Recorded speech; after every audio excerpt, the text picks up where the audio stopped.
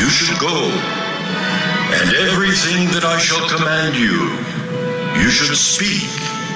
Do not be afraid because of their faces, for I am with you to deliver you, is the utterance of Jehovah. With those words, the youthful prophet Jeremiah was commissioned, just a few decades before the destruction of Jerusalem. He felt he was but a boy, and knew that his message of the coming destruction would be hard and unpopular.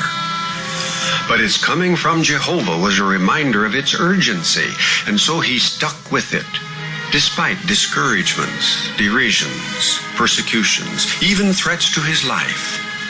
Learned and apostate religious leaders viewed him with disdain and sought to discredit him. But like a fire burning in his bones, he proclaimed his message, and Jehovah sent others to give him backing and support. Today, the parallels between Jeremiah and the Christian work of Jehovah's anointed witnesses are undeniable. They too have help, but the tests are the same. We are looking at the account of Jeremiah now, because those obstacles will be more difficult to overcome when we must face them ourselves. The men were extremely angry, Jeremiah.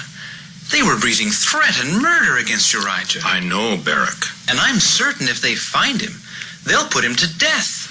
I fear for Urijah, Baruch. I too. King Jehoiakim is seeking his life. My fear is not for Urijah's life. That has always been in danger, like mine and yours. Then, I don't understand. My fear is what Urijah might do when he learns of King Jehoiakim's murderous intentions. What do you mean? Will he continue to proclaim fearlessly our unpopular message from Jehovah? Do you think he I would not presume to guess, and Jehovah has not revealed it to me.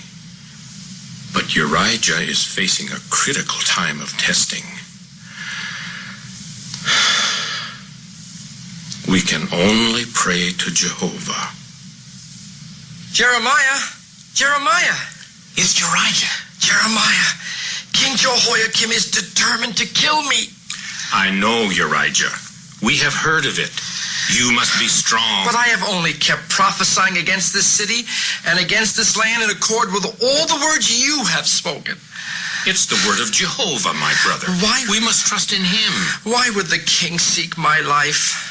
Here, Urijah. Sit down here, please. All right. Your fear because of the king is understandable. We are only men. But it's a purely human viewpoint. The battle is not ours, but God's. We have Jehovah's assurance. I know. Nearly 20 years ago, Jehovah said to me, "Here I have put my words in your mouth.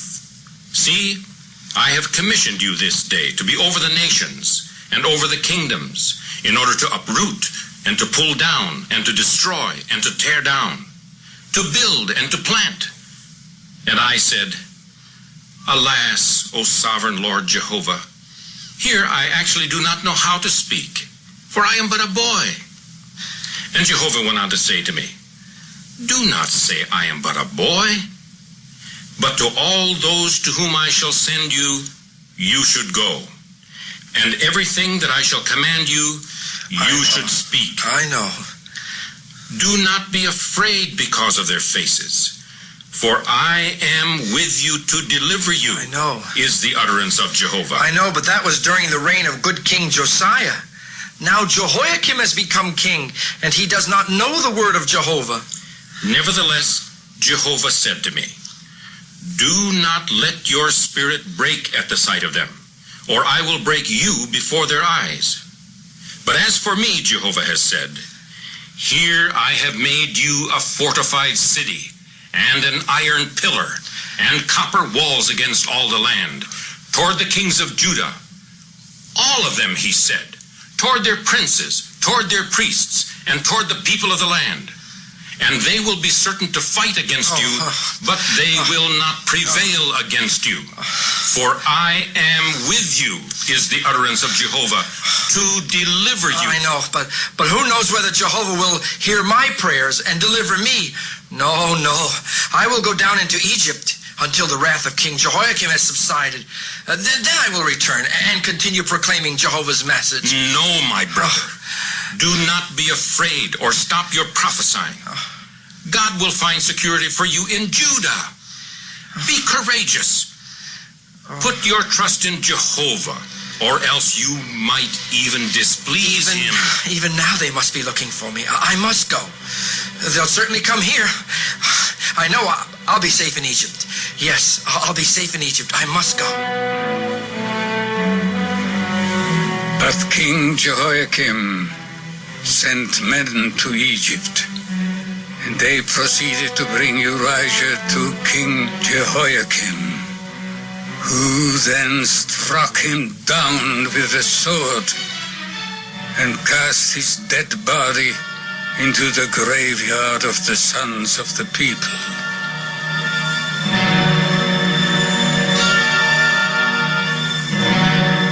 What Urijah feared and tried to escape is what he received, because he failed to trust in Jehovah. He was not a fearless proclaimer. True, these were fearsome times, even as they are today. And the severest test of Jeremiah's fearless reliance on Jehovah was still ahead. But it was a necessary warning. Jerusalem's captivity and the end of her human kings.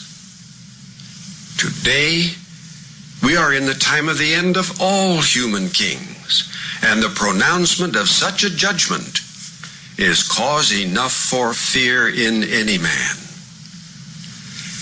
But we know, as did Jeremiah, that Jehovah's own chosen proclaimers of this unwelcome message will not be prevented from speaking out boldly so that all can hear, either to their everlasting blessing or destruction.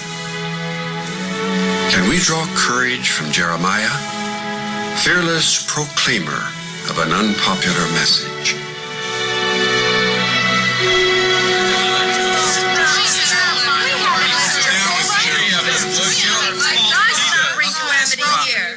Sure. You're the temple commissioner. This false prophet Jeremiah has gone too far. You should call him to account. Jeremiah took us to the valley of Topheth. He said he had a message from Jehovah of armies, the God of Israel. He said, God is going to bring calamity upon us, of which when anyone hears, his ears will tingle. He said, we've left Jehovah. And that we made the valley of the son of Hinnom a place of sacrificial smoke to other gods. And that we filled the place with the blood of the innocent ones. We should fill the place with his blood. We should fill this place with his blood.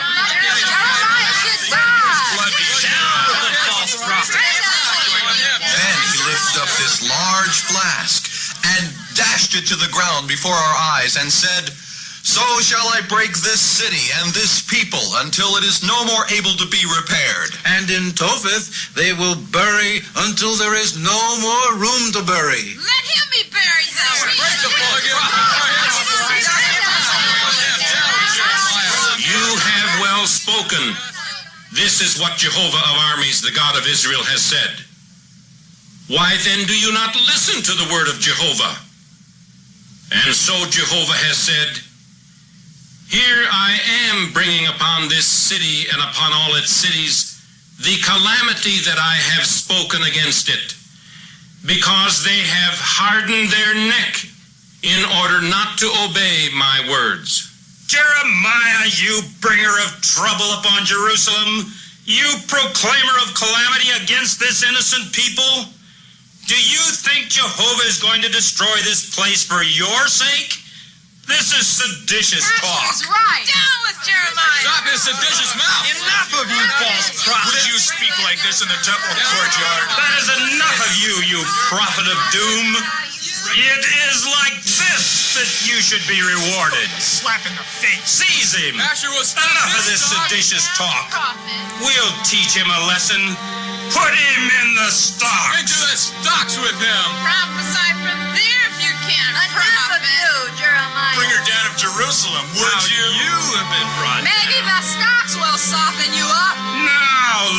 prophet through whom Jehovah has spoken. What message does Jehovah have about this?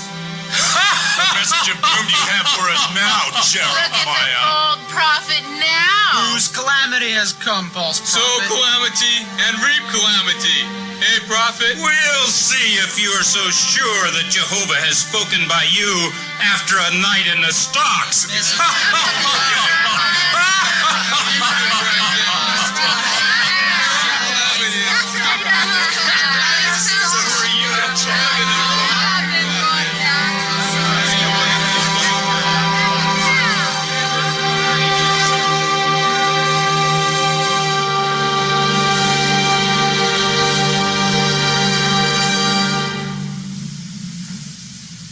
You have fooled me, O Jehovah, so that I was fooled.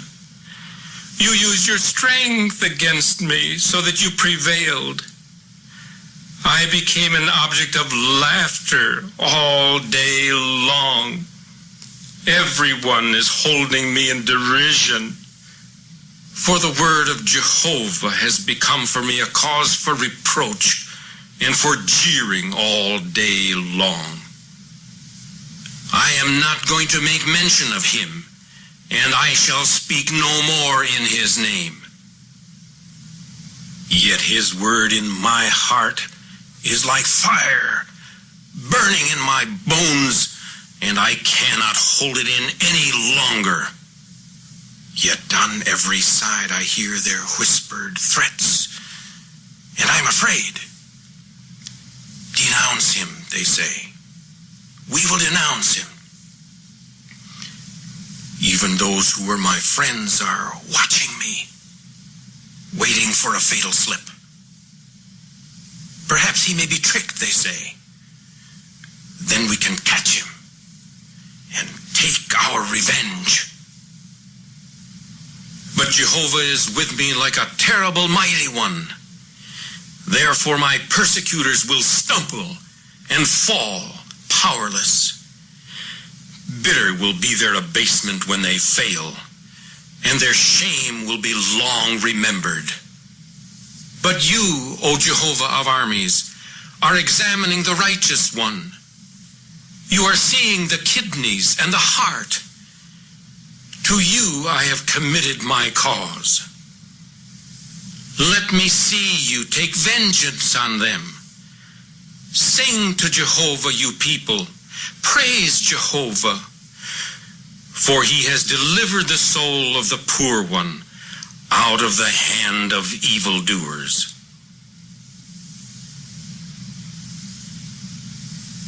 Jeremiah, you blessed one of Jehovah. Are you well? I am well, Ebed-Melech, my brother. I have brought you water. Are you not afraid to befriend me? If Pasher or one of the others were to see you... Jehovah is with you. I am not afraid. Here, this will refresh you.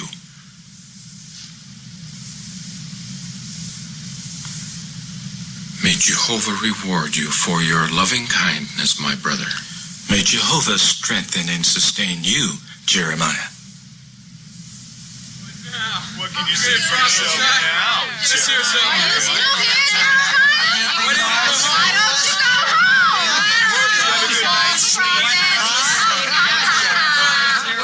You're quiet, Jeremiah. Has the spirit of prophecy fled away during the night? Or have your meditations brought you new visions of our shortcomings?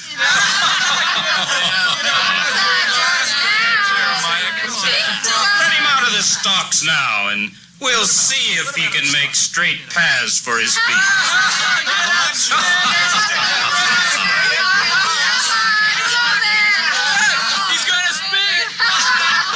Asher, Jehovah has changed your name. From now on, you will be called the man who lives in terror. The man who lives in terror. For this is what Jehovah has said. Here I am sending terror on you and on all your supporters, and they will certainly fall by the sword of their enemies while your eyes will be looking on. And all Judah, and all the treasure of the kings of Judah, I am going to give into the hands of their enemies, and they will certainly plunder them and bring them into Babylon. And as for you, O Pashur, and all the inhabitants of your house, you will go into captivity to Babylon, and there you will die.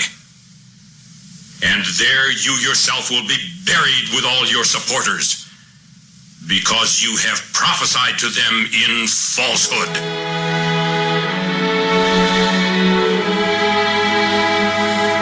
Jeremiah said that Jehovah had fooled him, in the sense that he was able to accomplish what he could never have done in his own power. The Most High had proved stronger than Jeremiah's weakness. Jeremiah was fooled to his benefit.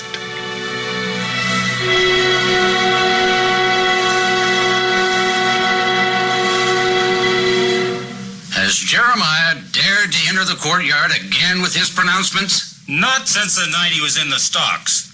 But I don't think that'll stop him. Do you think the people would back us? Most of the people will do what we want them to. And that's not in favor of Jeremiah. But if we let him continue, he'll demoralize the entire city. And that's dangerous right now, with the threat of Babylon growing, even against the power of Egypt. The people have no love for him. He condemns them even as he does us. Here comes Jeremiah. You're now. not welcome here, Jeremiah. Do you have more judgments against us, prophet? Here he comes in.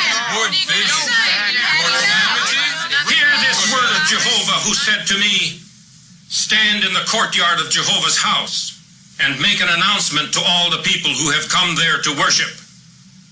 Do not take away a word that I will command you to speak to them.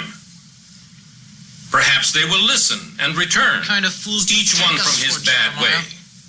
And I shall have to feel regret for the calamity that I am thinking to execute upon them. false prophet? This is what Jehovah has said. If you will not walk in my law by listening to the words of my servants the prophets, whom I sent again and again to you, False prophets like you. I will in turn make this house like Shiloh, and this city an object of ridicule to all nations on earth. Jehovah deserves to die. This is the end of you. What you have to say, Jehovah will make this house like Shiloh. What do you mean, Jerusalem destroyed and not one survived?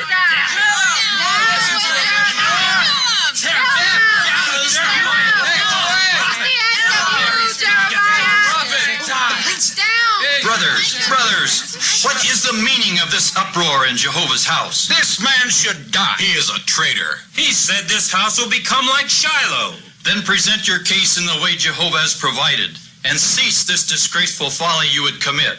Come, my brothers, we will hold court, and you must present your grievance against this man. To this man the judgment of death belongs, because he has prophesied against this city, just as you have heard with your own ears. What is your defense, Jeremiah? It was Jehovah, the God of Israel, that sent me to prophesy concerning this house and concerning this city all the words that you have heard. And now make your ways and your dealings good, and obey the voice of Jehovah your God, and Jehovah will feel regret for the calamity that he has spoken against you. And as for me, here I am in your hand. Do to me according to what is good, and according to what is right in your eyes. Only you should by all means know that if you are putting me to death, it is innocent blood that you are putting upon yourselves. For in truth, Jehovah did send me to speak in your ears all these words.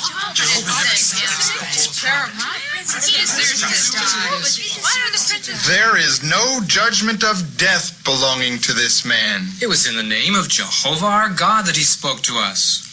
Heed these words, you people.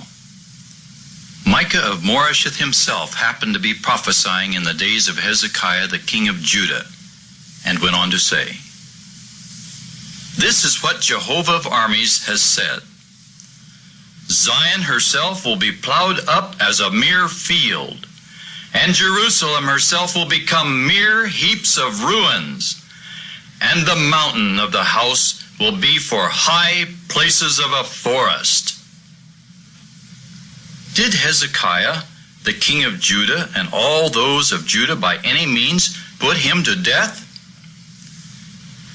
Did he not fear Jehovah and proceed to soften the face of Jehovah, so that Jehovah got to feeling regret for the calamity that he had spoken against them? So, in this instance with Jeremiah, we are working up a great calamity against our souls. You also know of Urijah, who kept speaking all the words of Jeremiah. But when the king began seeking to put him to death, he became afraid and ran away to Egypt. Then King Jehoiakim sent me and others to bring him back.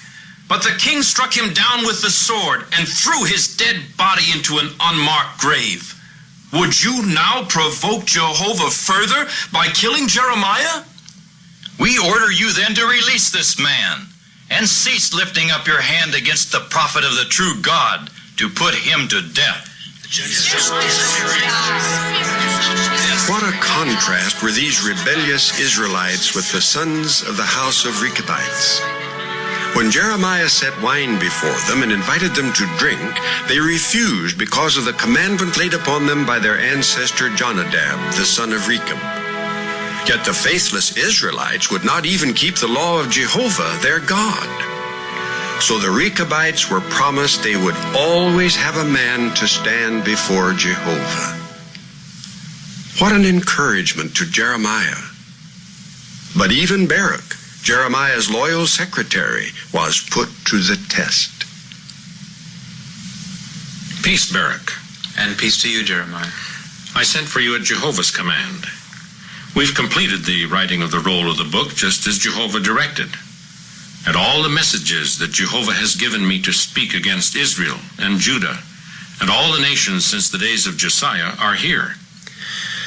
It's been a painful experience. Yes, but now Jehovah would have you read it to the people at the house of Jehovah. Me, Jeremiah? Yes, I am prevented from going. Perhaps even yet the people will turn each one from his bad way and ask Jehovah to forgive them before it's too late. For great is the anger and rage that Jehovah has spoken against this people. The messages have been so weighty and filled with woe. I am distressed from dwelling among such a lawless people.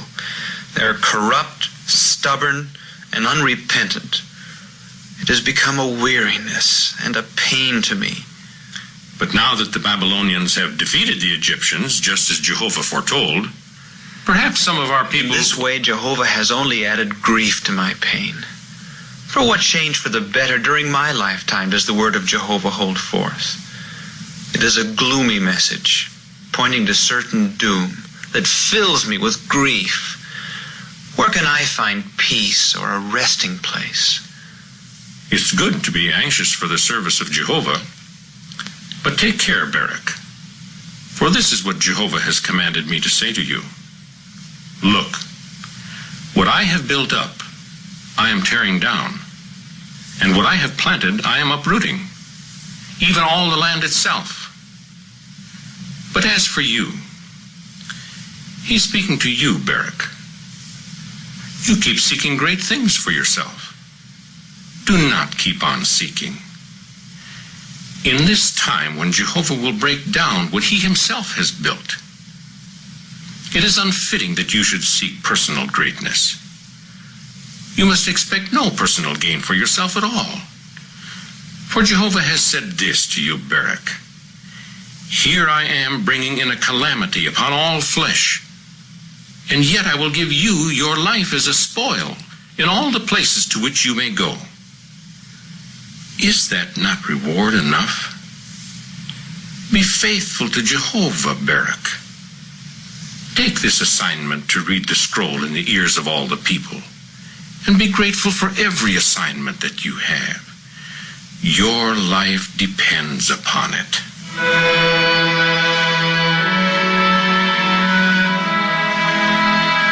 All of Jehovah's servants must be tested. With Urijah, it was fear of man, and he failed. Baruch's test was different. The same with Jeremiah. But whatever the nature of the test, Jehovah's word is always certain to be carried out. What sort of persons, then, ought we to be? Living today, in a much more serious time period, with a far greater destruction impending than that Jeremiah and Baruch were commissioned to proclaim, is it a time to think about material security, prosperity, possessions, or prominence? Baruch was urged to be content, satisfied in escaping the coming destruction with his life. What could compare with that in value? But is that the way we feel about it? Or do we lack faith, doubting? If we fearlessly proclaim God's message, putting Jehovah first in our lives, will not our great preserver look after us in the days to come? These are questions we must answer individually. Our lives depend upon it. And Baruch proceeded to do according to all that Jeremiah had commanded him, and read aloud from the book. Then all the princes sent out to Baruch and said to him, "Sit down, please, and read it aloud in our ears." Now it came about that as soon as they heard all the words, they looked at one another in dread, and they proceeded to say to Baruch, "We shall without fail tell the king all these words." And Baruch they asked, saying, "Tell us, please, how did you write all these words from his mouth?" Then Baruch said to them, "Out of his mouth he kept declaring to me all these words, and I was writing it in the book with ink." Finally the princes said to Baruch, "Go, conceal yourself, you and Jeremiah, so that no one at all will know where you men are." Then they came in to the king, to the courtyard, and the king was sitting in the winter house with a brazier burning before him. Go roving about in the streets of Jerusalem, and see now, and know, and seek for yourselves in their public squares whether you can find a man, whether there exists anyone doing justice, anyone seeking faithfulness, and I shall forgive her. Even if they should say, "As Jehovah is alive," they would thereby be swearing to sheer falsehood. For their transgressions have become many, their acts of unfaithfulness have become numerous. Hand me the scroll. Give it to me.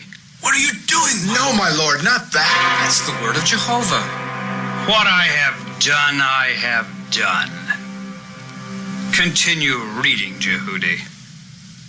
Here I am bringing in upon you, men, a nation from far away, O house of Israel, is the utterance of Jehovah.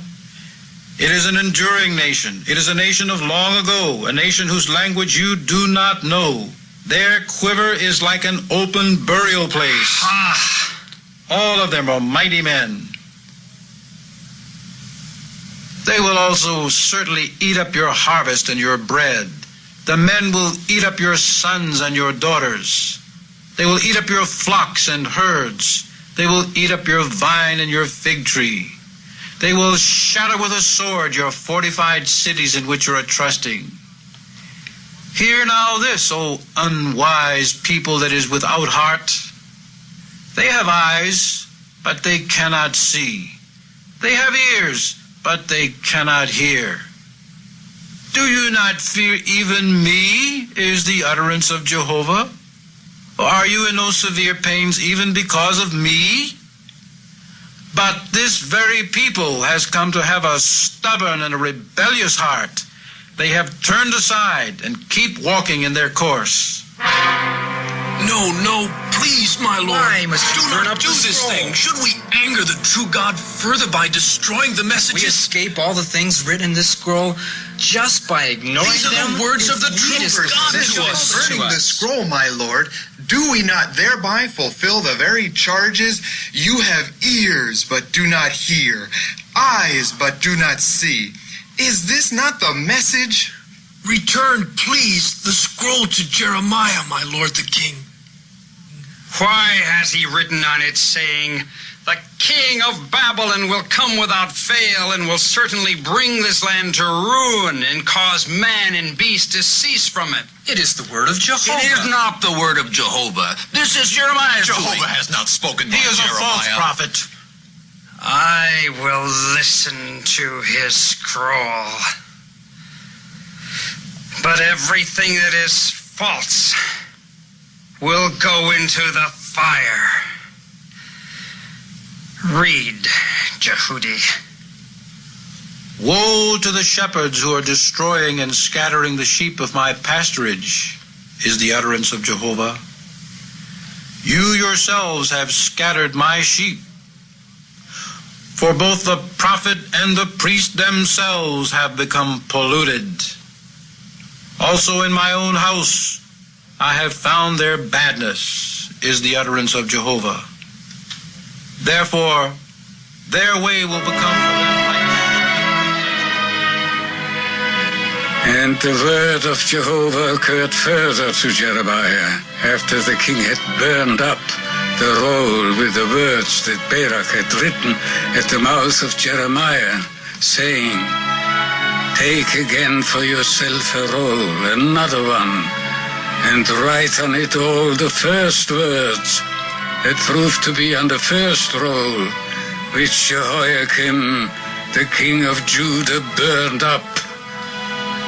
And against Jehoiakim, the king of Judah, you should say,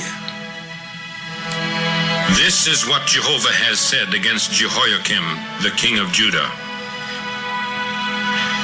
He will come to have no one sitting upon the throne of David, and his own dead body will become something thrown out, exposed to the heat by day and to the frost by night. And I will call to account against him all the calamity that I have spoken against them.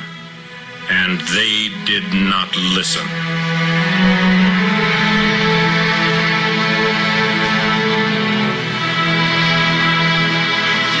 Jeremiah has done now? What? He's made yoke bars of wood and sent them to all the kings of the nations, telling them they must serve the king of Babylon, just like we've been forced to serve him. Presumptuous false prophet. He said it was Jehovah's word, that Jehovah had given all the land to Nebuchadnezzar. I think Jeremiah is an agent of Nebuchadnezzar. He would frighten all Judah into serving Babylon willingly. Wouldn't that make it easy for Nebuchadnezzar? You don't know what you're talking about. Didn't Jeremiah say that Jehoiakim would die and his body be thrown outside the wall? Can you deny that happened? Nobody liked Jehoiakim. But didn't Jeremiah say our people would be taken captive to Babylon? Even Jehoiakim's son Jeconiah was taken, and now Zedekiah is king of Judah. And what about Pashur and most of the foremost men of the land? Taken captive also, just the way Jeremiah said it would be. But the city was not burned the way Jeremiah said. And Hananiah says the captives will be coming back. Hananiah, now there's a false prophet. He doesn't believe Jeremiah either.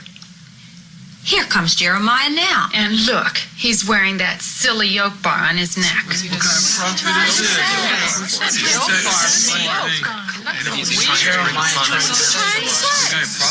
Hear this word from Jehovah, Sariah and Zephaniah and all you people. This is what Jehovah has said. Do not listen to the words of your prophets that are prophesying to you, saying, Look, the utensils of the house of Jehovah are being brought back from Babylon soon now. For falsehood is what they are prophesying to you. You, Jeremiah, this is what Jehovah has said. I will break the yoke of the king of Babylon. Do not listen to them. Serve the king of Babylon and keep on living.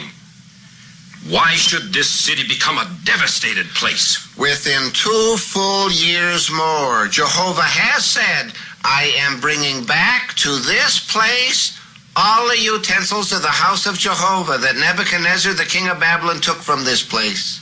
If they are prophets, and if the word of Jehovah does exist with them, let them please beseech Jehovah of armies that the utensils that are remaining over in the house of Jehovah may not also come into Babylon. Oh, Jeremiah. The utterance of Jehovah is, Jeconiah, the son of Jehoiakim, the king of Judah, and all the exiles of Judah who have come to Babylon, I am bringing back to this place, for I shall break the yoke of Babylon.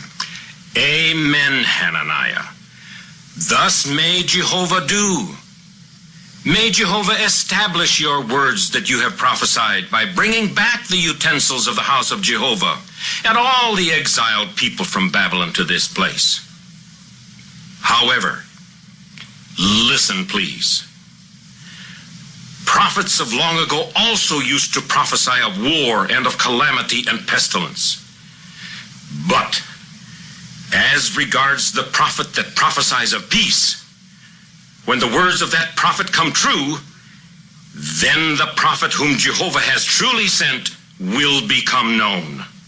This is what Jehovah has said, just like this. He broke the yoke. I shall break the yoke of Nebuchadnezzar, the king of Babylon, within 2 full years more from off the neck of all the nations. Yoke bars of wood you have broken, but this is the word of Jehovah. Instead of yoke bars of wood, you will have to make yoke bars of iron. Within 2 years, they will be back. Listen, please, O Hananiah. Jehovah has not sent you, but you yourself have caused this people to trust in a falsehood. Therefore, this is what Jehovah has said. Look, I am sending you away from off the surface of the ground. This year you yourself must die, for you have spoken outright revolt against Jehovah.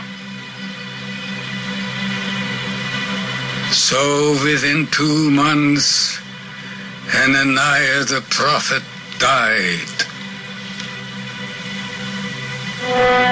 And Zedekiah began to rebel against the king of Babylon. And Nebuchadnezzar, the king of Babylon, came against Jerusalem and began camping against it and building against it a siege wall all around.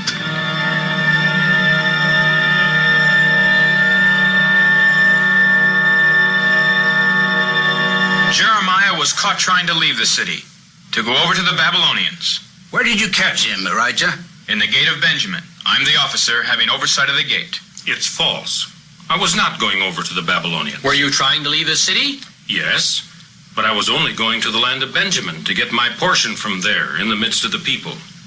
You tell others to surrender to the king of Babylon, yet you say that you were not going to do so? Anyway, the Babylonians have withdrawn from laying siege to Jerusalem to go out to fight against the Egyptians. Do not deceive your souls, for Jehovah has said, the military force of Pharaoh that is coming forth to assist you people will have to go back to their land, to Egypt. And the Babylonians will certainly come back and fight against this city and capture it. For if you men had struck down all the military force of the Babylonians who are fighting you, and there remained over among them men pierced through, they would each one in his tent rise up and actually burn this city with fire. You go too far, prophet. Jehovah has not spoken by you. Where are your prophets who said the king of Babylon would not come against this land? Is he not even now at the walls of the city? So will he carry off you men and strike the city with the edge of the sword and burn it with fire. Enough! Put him into the house of fetters and let him die there.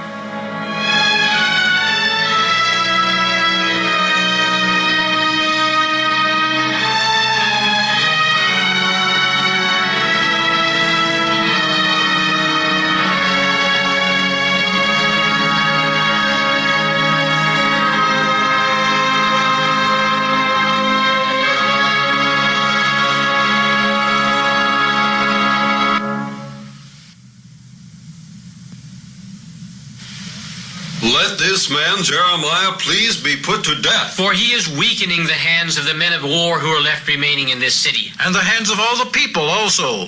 How is he doing this? He's saying the one continuing to dwell in this city is the one that will die by the sword, by the famine, and by the pestilence. And this he's saying. But the one going out to the Chaldeans is the one that will keep living and that will certainly come to have his life as a spoil. He's prophesying, without fail, this city will be given into the hand of the military force of the king of Babylon, and he will certainly capture it. Is he not afraid to proclaim such a calamity in this place? He's fearless, my lord the king. He fears not even to displease you, my lord. This man is not seeking peace for this people, but calamity. What would you have me do? You already put him in the house of fetters to die, and I had to remove him from that place and put him in custody in the courtyard of the guard. Just give him into our hand, and you'll not need to do anything further. Look, he's in your hands, for there's nothing at all in which the king himself can prevail against you.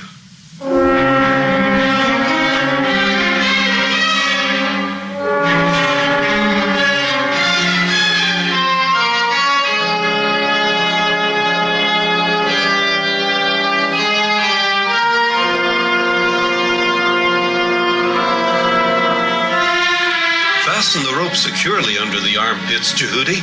The cistern's deep. In what way have I sinned against you and against this people? Quiet, prophet. You'll not die so quickly. There's no water in the cistern. Here, Jukul, help me get him over the edge. Lower him down now. Not too fast. The rope might break. There. He's down now. I feel the rope slacking. What about the rope? Throw it in after him. It'll do him no good. There's mire and mud at the bottom. I'm sinking into it. Will it cover his head? It isn't that deep, but he can't lie down. Come, let's go. He'll not last long in there. But Jehovah had promised Jeremiah, I am with you to deliver you. And so the willing spirit of Ebed-Melech was stirred up to act. Despite great personal risk to himself, Ebed-Melech pleaded with Zedekiah for Jeremiah's life and was given 30 men to get Jeremiah up alive out of the cistern.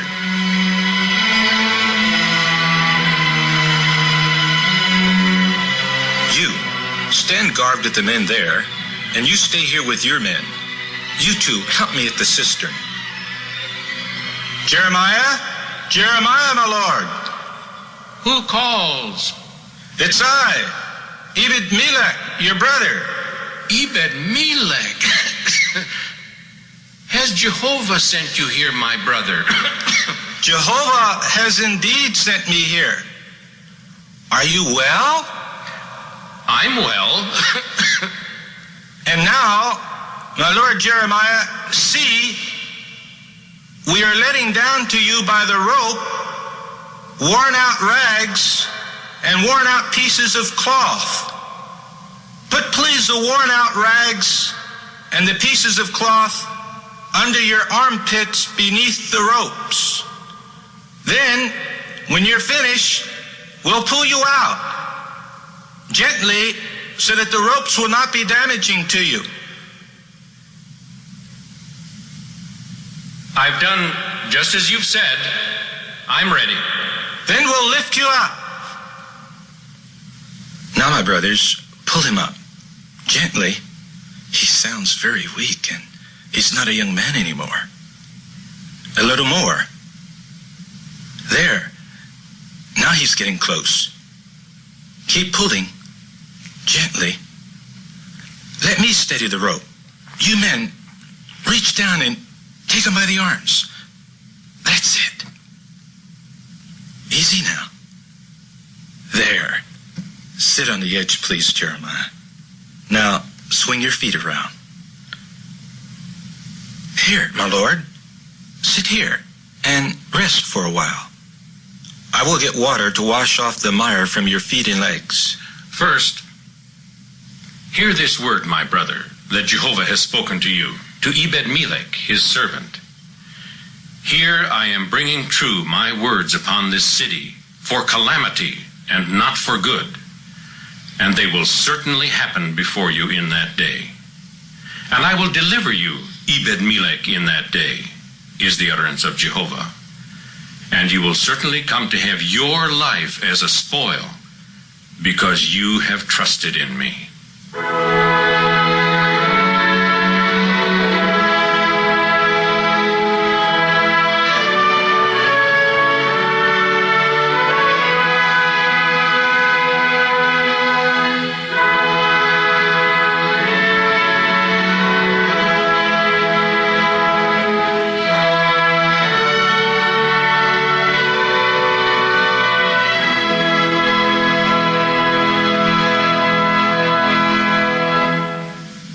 The king of Babylon is sorely pressing us and laying siege to Jerusalem, and we are in desperate straits.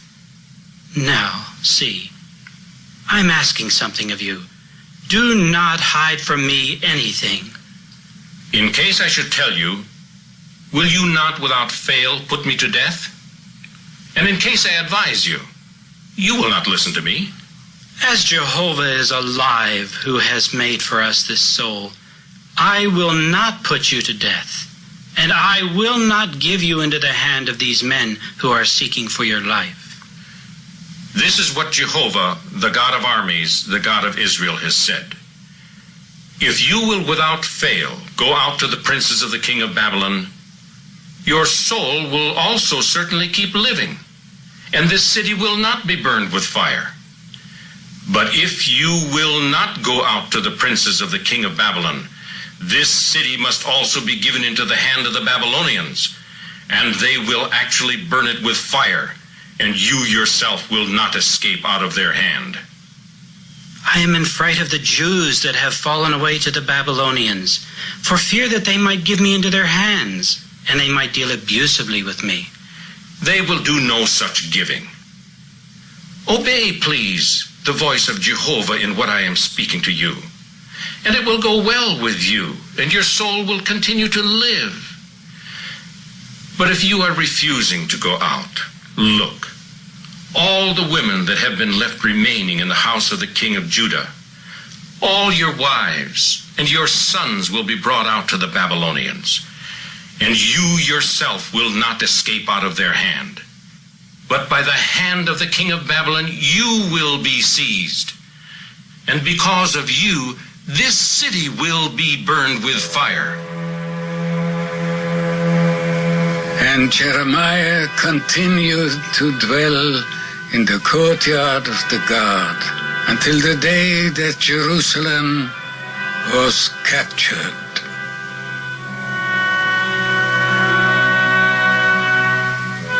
But Zedekiah did not listen to Jehovah.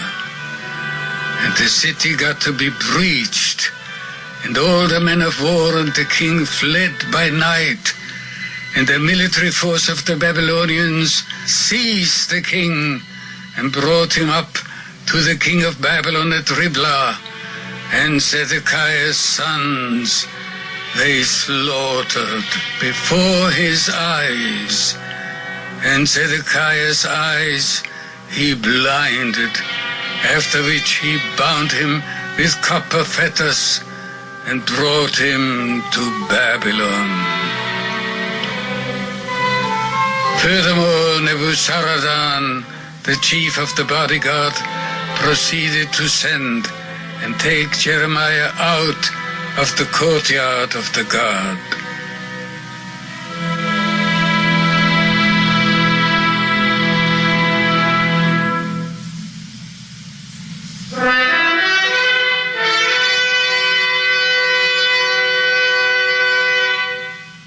Jehovah your God himself spoke this calamity against this place, that Jehovah might bring it true and do just as he has spoken. Because you people have sinned against Jehovah, and have not obeyed his voice. And now look, I have let you loose today. See, here is a food allowance and a present. The entire land is before you. To wherever it is good and right in your eyes to go, go there. Yoke bars of iron you will make for yourselves. O Jerusalem, if you had only listened in your time of testing, how my people have fallen. And the rest of the people, the chief of the bodyguard took into exile. And the house of Jehovah, and the king's house, and all the houses of Jerusalem, he burned with fire. But Jeremiah came to Mizpah, and took up dwelling in the midst of the people who were left remaining in the land.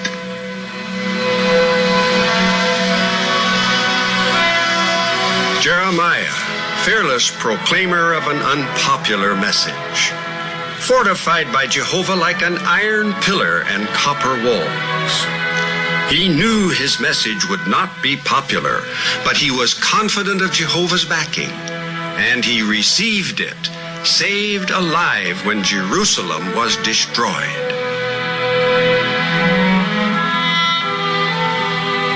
But the fearless proclaimer was not the only one to be protected and preserved. Ebed-Melech, Baruch, and the Rechabites were also amply rewarded because of their loyal support, in one way or another, of the unpopular message Jeremiah proclaimed.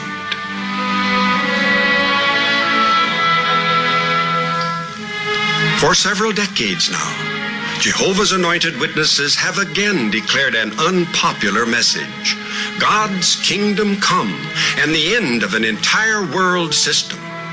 And again they have been derided, persecuted, even put to death. Yet they will not quit, because unpopular as their message is, it is God's.